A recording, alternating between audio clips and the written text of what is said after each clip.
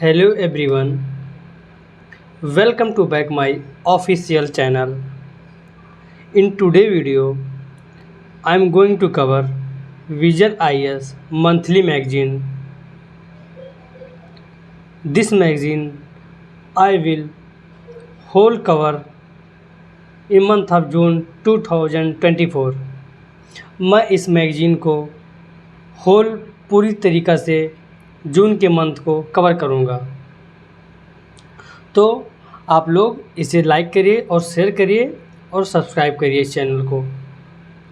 आने वाले एग्ज़ाम में आप लोगों को इस मैगज़ीन से बहुत हेल्पफुल होने वाला है। प्रीलिम्स एग्ज़ामिनेशन में और मेंस एग्ज़ामिनेशन में as well as both examination में आप लोगों को मदद करेगा। तो कल हम लोग पढ़े थे, इकॉनमी का ही पोर्शन था, भारतीय अर्थव्यवस्था का पोर्शन था, PSL प्रायोरिटी सेक्टर लैंडिंग। आज हम लोग का दूसरा टॉपिक है, जो दूसरा टॉपिक है फिन इन्फ्लुएंसर। फिन इन्फ्लुएंसर क्या होते हैं जो फाइनेंस से रिलेटेड, जो फाइनेंस से जुड़े हुए तथ्यों के बारे में बताते हैं, उसके प्रचार करते हैं। तो जून मंथ में फिन इन्फ्लुएंसर न्यूज़ में बना हुआ था, सुर्खियों में बना हुआ था। तो देखते हैं आखिर ये क्यों बना हुआ था, सुर्खियों में क्यों बना हुआ है।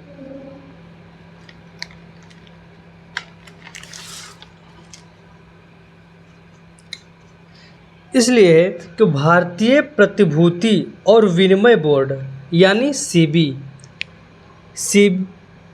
ने अपंजीकृत फाइनेंशियल इन्फ्लुएंसर्स या फिन इन्फ्लुएंसर के लिए आधारभूत नियम निर्धारित किए हैं। जो सेबी है यानी भारतीय प्रतिभूति और विनिमय बोर्ड ने जो अपंजीकृत, जो रजिस्ट्रेशन जिनका नहीं है, जिनको हम लोग फाइनेंशियल इन्फ्लुएंसर बोलते हैं या शॉर्ट फॉर्म में हम लोग फिन इन्फ्लुएंसर बोलते हैं, उनके लिए कुछ नियम निर्धारित किए हैं, कुछ मानदंड निर्धारित किया गया है सेबी के द्वारा। इन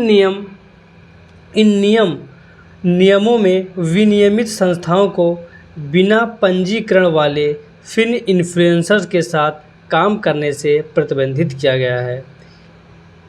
इसमें यह बताया गया है कि जो संस्थाएं हैं, विनिमय संस्थाओं को बिना पंजीकरण वाले फिन इन्फ्लुएंसर यानी फाइनेंशियल इन्फ्लुएंसर के साथ काम करने से प्रतिबंधित किया गया है। और इससे संबंधित तथ्य क्या हैं? जो तथ्य हैं, सेबी ने बार बार ट्रेड करने वाले शेयरों की डीलिस्टिंग यानी उनको वहां से हटाना के लिए एक निश्चित मूल्य प्रक्रिया शुरू करने का निर्णय लिया है। इसके अलावा सेबी ने निवेश और धारक कंपनियां IHC यानी इन्वेस्टमेंट एंड होल्डिंग कंपनीज जो होती हैं, निवेश और धारक कंपनियों के लिए एक डीलिस्टिंग फ्रेमवर्क भी जारी किया है। सेबी ने बार बार ट्रेडिंग करने वाले शेयरों को डीलिस्टिंग के लिए एक निश्चित मूल्य प्रक्रिया शुरू करने का निर्णय लिया है। इसके अलावा सेबी ने निवेश और धारक कंपनियों यानी इन्वेस्टमेंट एंड होल्डिंग कंपनीज़ के लिए डीलिस्टिंग फ्रेमवर्क भी जारी किया है। और क्या कदम उठाया है? यह कदम ऐसे समय पर उठाया गया है जब गैर विनियमित कंपनियां, जो अनरेगुलेटेड कंपनियां हैं, यानी फिन इन्फ्लुएंसर से जुड़े पक्षपात या भ्रामक ट्रेड सलाह देते हैं, जुड़े जोखिमों की आशंका लगातार बढ़ रही है। जो सेबी ने ये कदम है समय पर उठाया है जब जो गैर विनियमित कंपनियां, जो अनरेगुलेटेड कंपनियां यानी फिन इन्फ्लुएंसर्स हैं से जुड़े कुछ पक्षपातपूर्ण या भ्रामक सलाह देते हैं। बोलते हैं कि आप इस कंपनी में निवेश कर लो, उस कंपनी में निवेश कर लो, तो लोग भ्रामक ट्रेड देते हैं। तो इससे कुछ जोखिम होती हैं, जोखिम से कुछ आशंकाएं होती हैं, तो इससे लगातार जोखिमों की आशंका बढ़ रही है। तो सेबी ने इसीलिए इसमें कुछ मानदंड, कुछ दिशा निर्देश जारी किया है।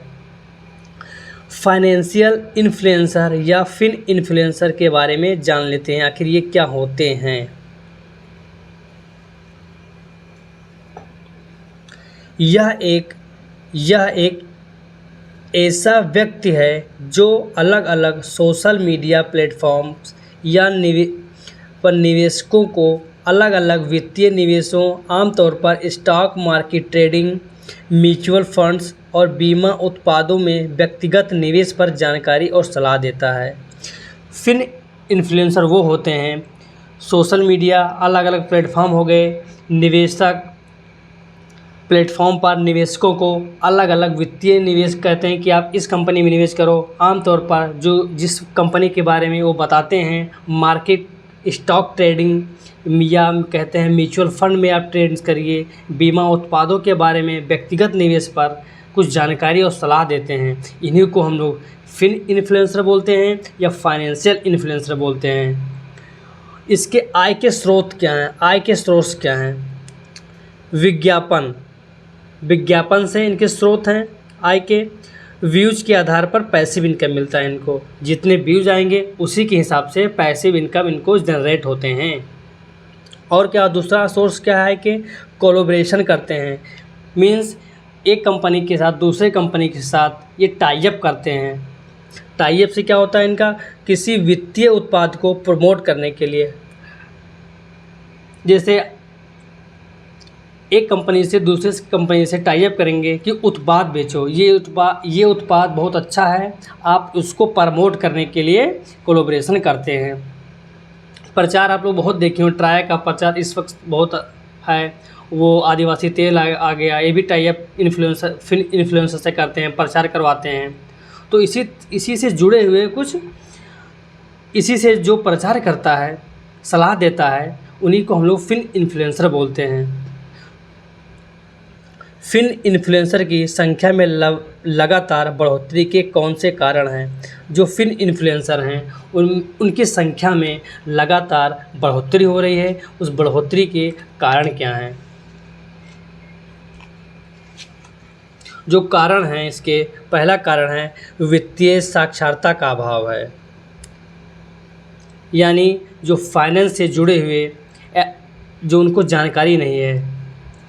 National centre for financial education 2019 के सर्वेक्षण के अनुसार national centre for financial education ने एक 2019 में सर्वेक्षण करवाया। उसमें भारत में वित्तीय साक्षरता मात्र 27% है। फिन इन्फ्लुएंसर नए निवेशकों को कई विषयों में शिक्षित और जागरूक करते हैं। और सेकंड क्या है, खुदरा निवेश में वृद्धि हुई है। नेशनल स्टॉक एक्सचेंज के डेटा अनुसार कैश मार्केट के टर्नओवर में रिटेल निवेशकों की हिस्सेदारी वित्त वर्ष 2016 के 33% से बढ़कर वित्त वर्ष 2020 और वित्त वर्ष 2021 में 45% हो गई है। खुदरा निवेश में वृद्धि हुई है। एक नेशनल स्टॉक एक्सचेंज के डाटा है के अनुसार जो कैश मार्केट के टर्नओवर में जो रिटेल निवेशक की हिस्सेदारी 2016 में 33% थी, जो 2020 में और वित्त वर्ष 2021 में 45% हो गई है। इस प्रकार वित्तीय साधनों यानी इंस्ट्रूमेंट और शेयर बाजारों से संबंधित जानकारी की मांग वृद्धि हुई है। इससे क्या हुआ है कि वित्तीय साधन और शेयर बाजार से संबंधित जानकारी की वृद्धि हुई है, जागरूकता फैला है। नए निवेशकों की संख्या में तेज़ी से वृद्धि, जो नए इन्वेस्टमेंट होते हैं, जो निवेशक होते हैं, ट्रेडिंग में पैसा जो लगाते हैं, उनकी संख्या में तेज़ी से वृद्धि हुई है।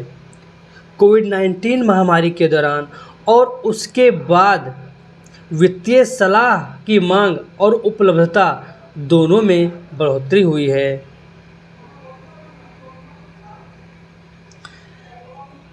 इसका कारण क्या है? जो इनके निवेशकों इन्वेस्टर्स की संख्या में तेज़ी से वृद्धि होने का क्या कारण है? ये है कि कोविड-19 महामारी के दौरान और उसके बाद वित्तीय सलाह की मांग और उपलब्धता में दोनों में बढ़ोतरी हुई है। जून 2021 में नए ग्राहक का पंजीकरण 1.5 मिलियन तक पहुंच गया है।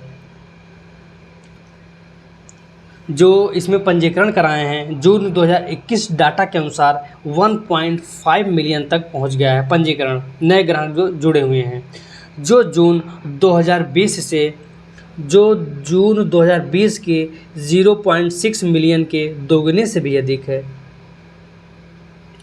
जो ये डाटा है 2020 में 0.6 मिलियन था, उससे दुगने से भी पंजीकरण नए ग्राहक हुए हैं। और क्या है, तकनीकी प्रगति, जो टेक्नोलॉजी में कुछ डेवलपमेंट हुए हैं उससे भी फिर इन्फ्लुएंसरों की संख्या में बढ़ोतरी हुई है। नए ज़माने की ब्रोकिंग फर्म्स, कुछ नए टेक्नोलॉजी डेवलपमेंट होने की वजह से कुछ ब्रोकिंग फर्म द्वारा आसानी से उपयोग किए जाने वाले ऐप्स जैसे ज़ेरोधा ग्रो आदि लॉन्च किए गए जाने से ट्रेडिंग का प्रसार हुआ है। जो नई टेक्नोलॉजी डेवलपमेंट हुआ है, नए ज़माने के जो ब्रोकिंग फर्म्स आए हैं उनके द्वारा उपयोग किए जाने वाले ऐप्स जैसे ज़ेरोधा ऐप हो गया, ग्रो ऐप हो गया, एंजल ब्रोकिंग ऐप हो गया, आदि कुछ ऐप के विकसित से ट्रेडिंग का प्रसार हुआ है। और किफ़ायती स्मार्टफोन्स, कुछ समय पहले फ़ोन बहुत महंगे मिलते थे, लेकिन वर्तमान समय में किफ़ायती स्मार्टफोन्स मिल गए हैं। जियो के मोबाइल हो गए, इंटरनेट डाटा सस्ता हो गया है। डेटा प्लान और डिजिटल पेमेंट ने फाइनेंसर्स को सोशल मीडिया प्लेटफॉर्म के माध्यम से जनता तक पहुंचने में मदद की है। सोशल मीडिया प्लेटफॉर्म के माध्यम से कुछ प्रचार करते हैं और जनता तक आसान पहुंच हो गया है इससे। फिर जो फिन इन्फ्लुएंसर के बढ़ने से उत्पन्न होने वाली समस्याएं,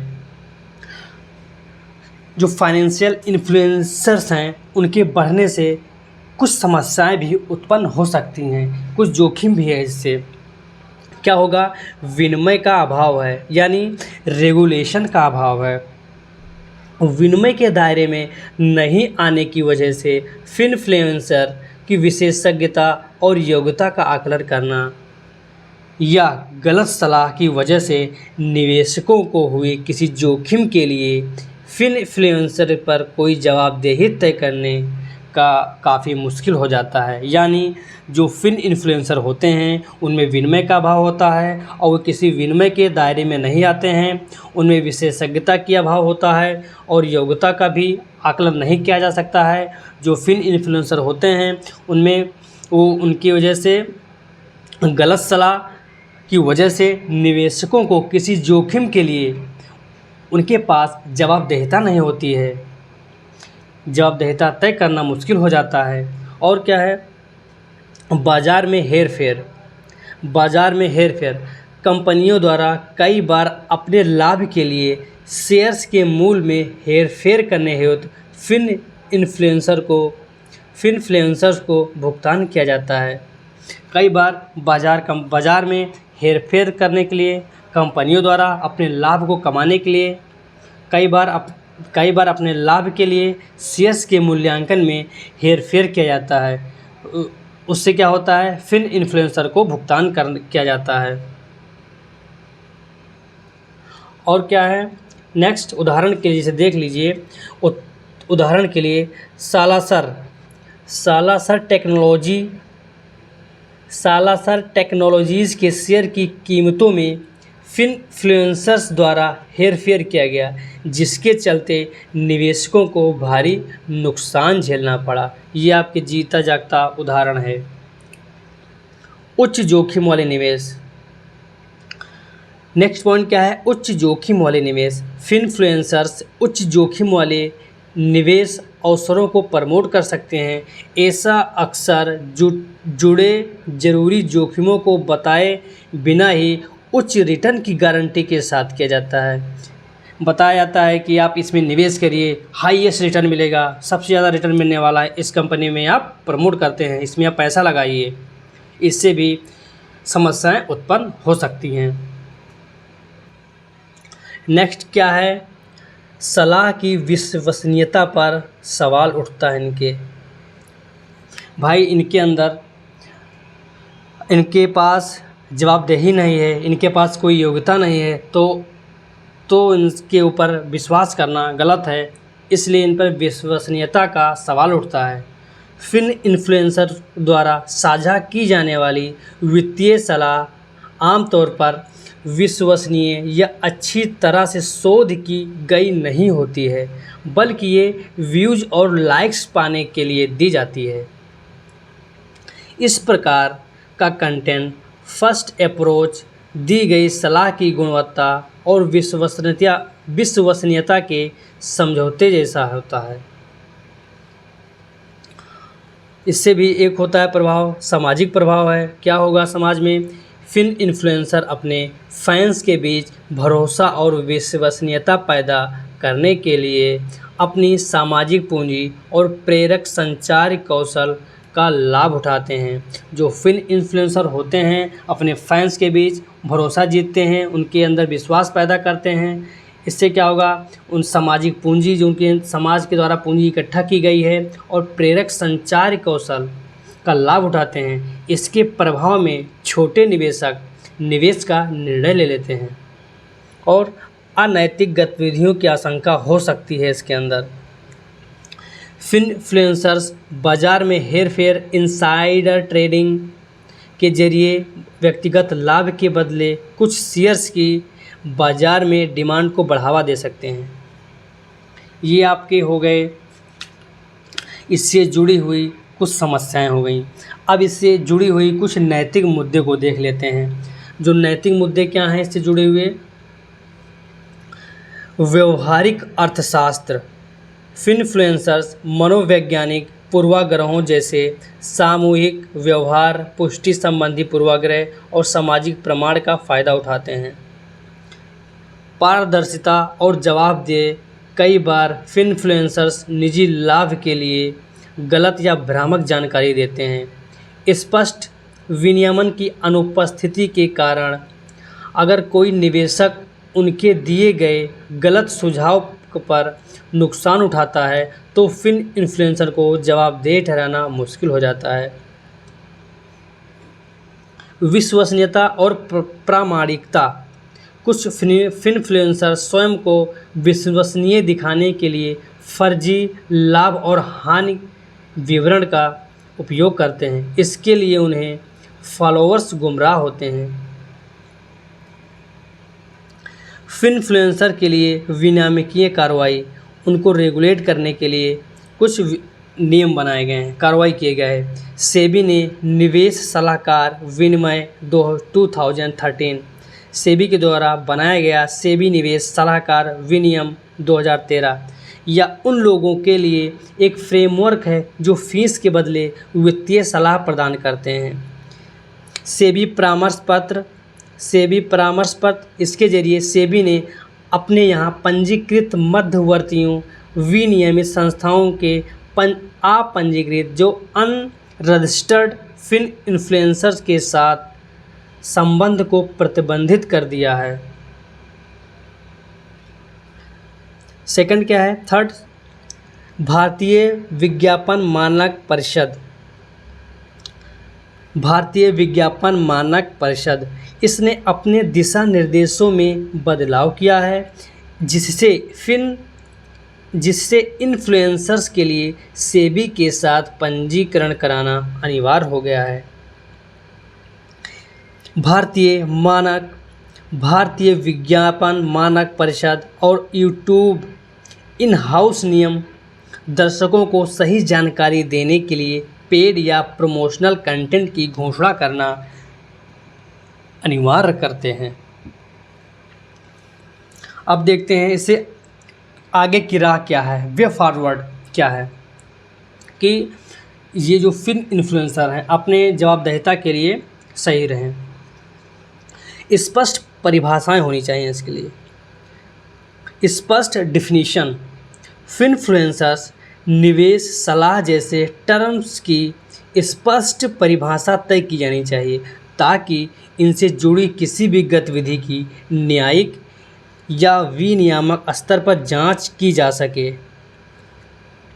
इसमें वित्तीय निवेश के संचार के लिए उपभोक्ता तक पहुंच वाले सभी माध्यमों का कवरेज शामिल होना चाहिए, जैसे TV, print media, digital media इत्यादि से दी गई सलाह को इसमें शामिल किया जाना चाहिए। सभी माध्यमों का इसमें कवरेज होना चाहिए।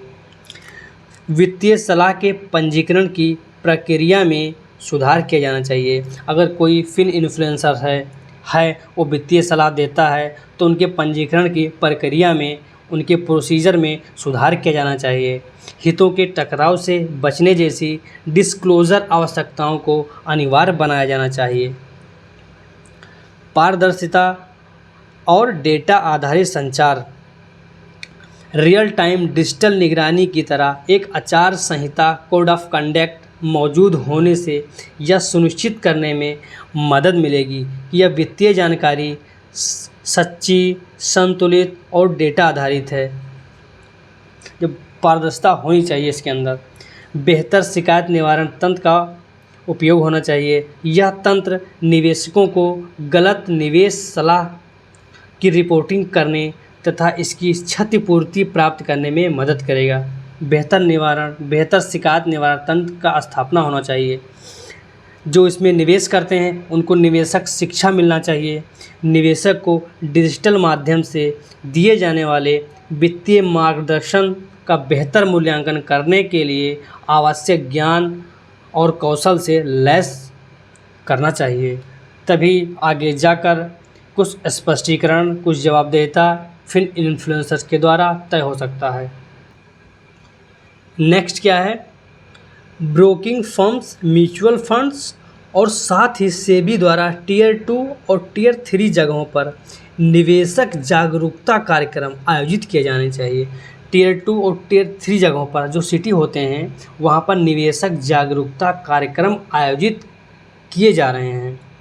स्वनियमन संगठन, SROs इसको बोलते हैं, औद्योगिक संगठनों को अपनी विश्वसनीयता बनाए रखने के लिए स्वनियमन प्रोटोकॉल अपनाने की आवश्यकता है। प्रदर्शन सत्यापन agency, performance validation agency finfluencers के नियमन पर विश्व के कुछ उदाहरण हैं। जो फिन इन्फ्लुएंसर्स के विनियमन के लिए, रेगुलेशन के लिए विश्व में कुछ उदाहरण हैं, तो देख लेते हैं।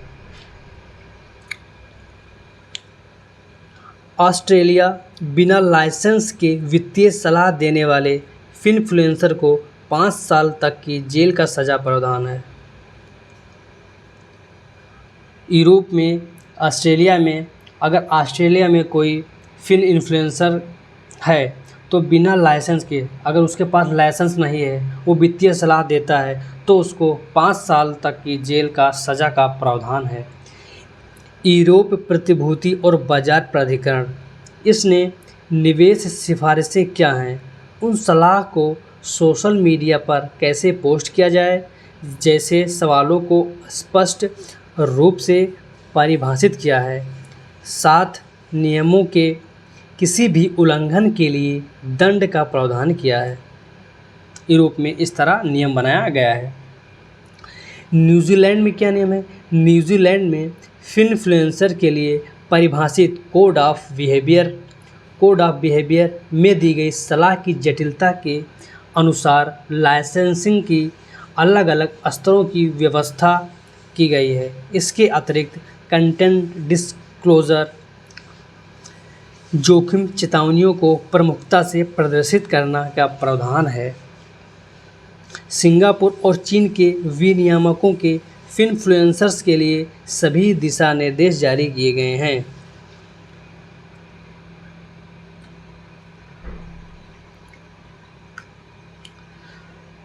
तो फ्रेंड्स, आज हम लोगों ने फिन इन्फ्लुएंसर यानी फाइनेंशियल इन्फ्लुएंसर का टॉपिक कवर किया है। ये आपका जीएस पेपर 3 का टॉपिक है। इसमें सेबी ने कुछ संशोधन किया है। आई होप ये टॉपिक आप लोगों को अच्छी तरीक़े से समझ में आया होगा। अगर आप लोग कुछ हमें सुझाव, कुछ सजेशन देना चाहते हैं तो मैं आपके सुझाव का सदा आकांक्षी रहूँगा। और आप लोग कमेंट के माध्यम से हमें सुझाव जो देना चाहें आप दे सकते हैं। तो आपके सुझाव का मैं सदा आकांक्षी रहूँगा और जो सुझाव रहेगा आपका मैं फॉलो करने की कोशिश करूँगा कि अपने कंटेंट को कैसे सुधारा जाए। इसी के साथ जय हिंद। कल फिर मिलते हैं किसी अन्य टॉपिक के साथ।